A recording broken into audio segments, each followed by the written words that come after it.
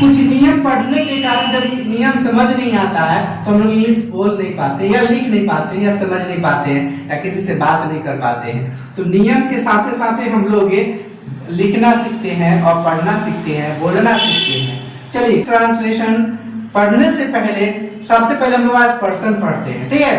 और ऐसे समझिए, सिंगुलर सब्जेक्ट जैसे आई हो गया, है ना, ही हो गया, सी हो गया, राम, प्रियंका, ये सिंगुलर सब्जेक्ट है। और प्लूरल सब्जेक्ट यू एक अपवाद में आता है, वो कभी सिंगुलर प्रयोग होता है, कभी प्लूरल होता है, वो हम लोग आगे पढ़ेंगे। मैं पढ़ता हूँ, आई रीड। मैं खेलता हूँ, आई प्ले। मैं रोता हूँ तो आई क्या हो जाएगा, बोलिए, आप कमेंट कीजिए। हम लोग पढ़ते हैं तो वी रीड। हम लोग खेलते हैं, वी प्ले, ठीक है। हम लोग गाते हैं, वी सिंग। इस तरह से आप कुछ और ट्रांसलेशन बनाइए और आप कमेंट कीजिए या व्हाट्सएप कर सकते हैं, व्हाट्सएप नंबर है, इस नंबर पर आप भेजिए, मैं आपको होमवर्क चेक कर दूंगा, ठीक है। ये पूरे ट्रांसलेशन बना रहे हैं तो सबसे पहले तो हम लोग आज पढ़ेंगे use of the tense.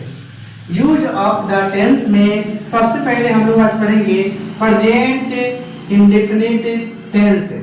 Present indefinite tense को सिंपल प्रेजेंट टेंस भी कहते हैं, सिंपल प्रेजेंट टेंस भी कहते हैं, ठीक है। तो सिंपल प्रेजेंट टेंस कहते हैं। और आज हम लोग कुछ ट्रांसलेशन पढ़ेंगे और कुछ ट्रांसलेशन पढ़ने से पहले सबसे पहले हम लोग आज पर्सन पढ़ते हैं, ठीक है। पर्सन पढ़ लेंगे तब पढ़ेंगे कुछ ट्रांसलेशन के उदाहरण। चलिए शुरू करते हैं। पर्सन जो होते हैं तीन प्रकार के होते हैं। एक होता है फर्स्ट पर्सन, दूसरा होता है सेकंड पर्सन और तीसरा होता है थर्ड पर्सन। तो ये समझ नहीं आया कि फर्स्ट पर्सन है, दूसरा है सेकंड पर्सन और तीसरा है थर्ड पर्सन। ये क्या होता है, देखिए, फर्स्ट पर्सन में जैसे आई हो जाएगा, उसके बाद वी हो जाएगा, सेकंड पर्सन में यू हो जाएगा, ठीक है। और जो बचता है वो थर्ड पर्सन होगा। मान लिया जाए आप लोग, यहाँ आप लोग लिखा हुआ है, कौन सा पर्सन है, तो सेकंड पर्सन है। सेकंड पर्सन जो सामने वाला होता है और फर्स्ट पर्सन वक्ता होता है। जैसे मैं बोल रहा हूँ, हम लोग बोल रहे हैं, यहाँ फर्स्ट पर्सन हुआ। सेकंड पर्सन सामने वाला होता है, जो बचता है वह थर्ड पर्सन होता है। जैसे वह पढ़ता है, तो थर्ड पर्सन किसी के बारे में बात करते हैं, वो होता है। वे लोग जानते हैं, तो थर्ड पर्सन होता है। तो यहाँ दे हो जाएगा, उसके बाद वह, तो ही लिख दीजिए, उसके बाद सी लिख दीजिए, ठीक है। तो इसमें थर्ड पर्सन अगर राम बोलेंगे तो राम भी हो जाएगा थर्ड पर्सन, समझे। प्रियंका लिखना चाहेंगे, प्रियंका, ये भी हो जाएगा थर्ड पर्सन, समझ रहे ना। तो इसमें कुछ छूट रहा है तो आप समझिए, पहले समझ लेंगे तो आप खुद से कर लेंगे। पर्सन जो होते हैं तीन होते हैं। फर्स्ट पर्सन वक्ता, जो बोलता है मैं और या हम लोग, तो ये फर्स्ट पर्सन हुआ। सेकंड पर्सन श्रोता होता है, सुनने वाला, यू, ठीक है। और थर्ड पर्सन जो होता है, जिसके बारे में हम लोग बातचीत करते हैं, तो ये थर्ड पर्सन, दे, ही, सी, राम, प्रियंका, बॉय, ये थर्ड पर्सन है। तो ये पर्सन समझ लिए।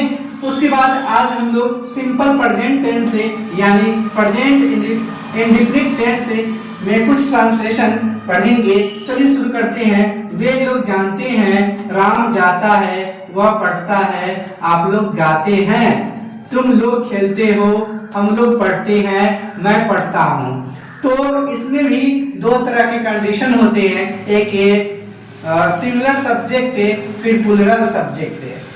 तो ऐसे समझिए, सिंगुलर सब्जेक्ट जैसे आई हो गया, है ना, ही हो गया, सी हो गया, राम, प्रियंका, ये सिंगुलर सब्जेक्ट है। और प्लूरल सब्जेक्ट जैसे दे, उसके बाद यू, तो ये प्लूरल सब्जेक्ट है। यू एक अपवाद में आता है, वो कभी सिंगुलर प्रयोग होता है, कभी प्लूरल होता है, वो हम लोग आगे पढ़ेंगे। और आप लोग कमेंट कीजिए अगर आप यू के बारे में जानना चाहते हैं कि यू कैसे सिंगुलर है और यू कैसे प्लूरल प्रयोग होता है, तो वो मैं आपको बताऊंगा। चलिए शुरू करते हैं, डायरेक्ट इसका अनुवाद बनाते हैं। वे लोग जानते हैं, वे लोग जानते हैं, तो वे लोग का अंग्रेजी होता है दे। THEY, ध्यान देंगे, लिखिए, आप लोग कॉपी निकालिए, लिखिए THEY।